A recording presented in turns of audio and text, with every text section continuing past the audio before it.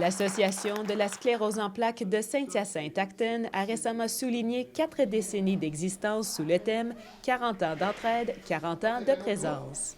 Une trentaine de personnes étaient au rendez-vous pour le lancement. Selon la directrice générale, Jacinthe Daigle, la plus belle réussite a été l'acquisition de leur local actuel en 2020.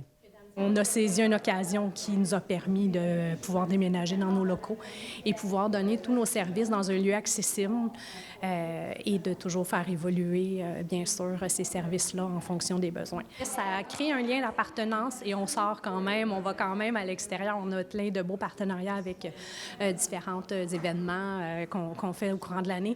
D'ailleurs, c'était la première fois que l'organisme fête en grand son anniversaire. Selon la directrice générale, le chiffre 40 a une signification particulièrement importante pour la CEPCHA.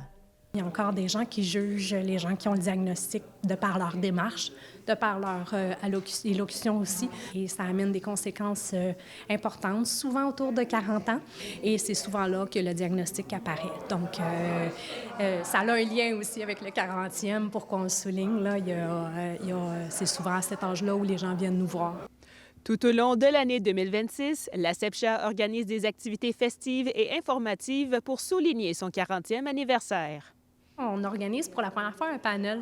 En fait, c'est un panel de professionnels de la santé qui vont venir un peu nous échanger, pas venir un peu, mais venir échanger sur le continuum de soins, l'importance d'avoir chaque professionnel autour de la personne.